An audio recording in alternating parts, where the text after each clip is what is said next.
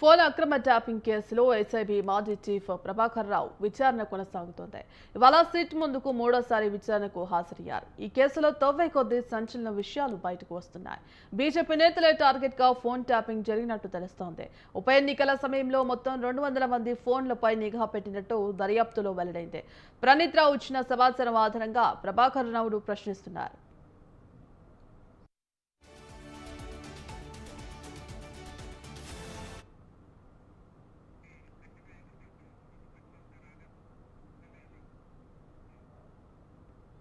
కీలక నిందితుడు ప్రణీత్ రావును నిన్న మరోసారి విచారించిన ప్రత్యేక దర్యాప్తు బృందం ఆయన నుంచి కీలక ఆధారాలు రాబట్టినట్టు తెలుస్తోంది. నిన్న ఆయన జూబ్లీహిల్స్ ఏసీపీ కార్యాలయానికి వచ్చారు. రాత్రి 9 గంటల వరకు ఆయన్ను దర్యాప్తు బృందం సుదీర్ఘంగా విచారించింది. విశ్వసనీయ సమాచారం ప్రకారం ఫోరెన్సిక్ సైన్స్ ల్యాబ్ నుంచి ఇటీవలే సేకరించిన ఆధారాలను ముందుంచి ప్రణీత్ రావును సిట్ అధికారులు ప్రశ్నించారు. కొందరు రాజకీయ నేతల ఆడియో కాల్స్ ఎందుకు సేకరించాల్సి వచ్చింది, అలా చేయమని ఎవరు ఆదేశించారనే విమర్శలు రాబట్టారు. ఇక ఎస్ఐబి మాజీ ఓఎస్టీ ప్రభాకర్ రావు ఆదేశాల మేరకే ఆ నేతల ఫోన్లను ట్యాప్ చేసినట్లు ప్రణీత్ రావు అంగీకరించారని సమాచారం. 2023 డిసెంబర్లో ఎన్నికల ఫలితాలు వెలువడిన అనంతరం అందరి సెల్ ఫోన్ల డేటాను తొలగించాలని ప్రభాకర్ రావు ఆదేశించారని, ఫోన్ ట్యాపింగ్ కు సంబంధించిన ఆధారాలను హార్డ్ డిస్క్లను ధ్వంసం చేసి మూసీ నదిలో పడేయాలని ఆయన సూచించారని చెప్పినట్టు తెలుస్తోంది. ఇందుకు సంబంధించి కంప్లీట్ అప్డేట్స్ మా కరెస్పాండెంట్ ఉషా లైవ్ లో అందిస్తారు. ఉషా,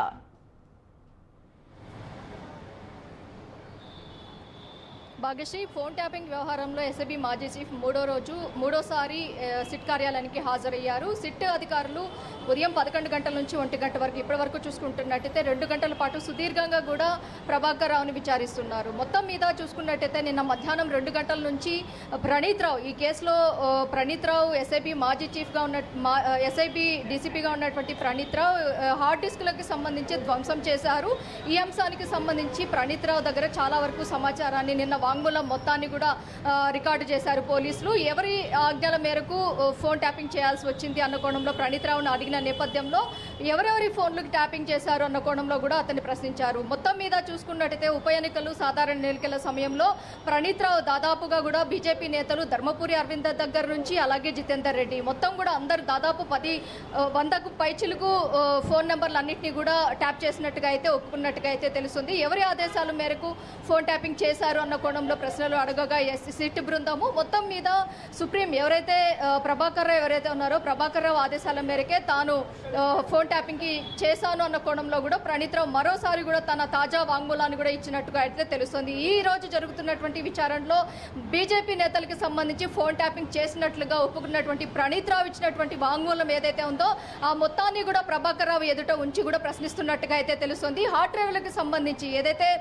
ఎస్ఐబిగా పనిచేసిన 9.5 ఏళ్ల సమయంలో ఏదైతే మొత్తం ఉన్నటువంటి డేటా మొత్తానికి సంబంధించి కూడా అలాగే గతంలో ఉన్నటువంటి నక్సలైట్లకి సంబంధించి వారి కార్యకలాపాలకి సంబంధించి కావచ్చు, అలాగే ఉగ్రవాదులకి సంబంధించి కావచ్చు, ఏదైతే ఈ ఎస్ఐబి అనే వింగ ఏదైతే ఉందో రాష్ట్ర శాంతి భద్రతల మీద అలాగే ఉగ్రవాదుల ముప్పు ఉన్న ప్రాంతం ఉగ్రవాదులకి సంబంధించి కావచ్చు అలర్ట్గా ఉండేదానికి ఏర్పాటు చేసినటువంటి వింగు, ఈ వింగ్ని వీరి వ్యక్తిగత స్వార్థం కోసం వాడుకున్నట్టుగా అయితే పూర్తిగా తెలుస్తోంది. ఈ వ్యక్తిగత స్వార్థం కోసం వాడుకున్నటువంటి ఈ ఫోన్ ట్యాపింగ్ వ్యవహారం ఏదైతే ఉందో ఇందులో ప్రభాకర్ రావే చాలా కీలక వ్యక్తిగా ఇప్పటికే నలుగురు ఇచ్చినటువంటి వాంగ్మూలంలో కూడా మనం చూసుకోవచ్చు. తాజాగా ప్రణీత్ రావు ఇచ్చినటువంటి వాంగ్మూలం, నిన్న ఇచ్చినటువంటి వాంగ్మూలంలో దాదాపు 6 గంటల పాటు అతన్ని సుదీర్ఘంగా సిట్ అధికారులు విచారించారు. అతను ఇచ్చినటువంటి స్టేట్మెంట్ లో క్లియర్ గా ఏదైతే బీజేపీ నేతలవి చాలా వరకు కూడా మునుగోడు, హుజూరాబాద్ ఉప ఎన్నికల దగ్గర నుంచి సాధారణ ఎన్నికల వరకు కూడా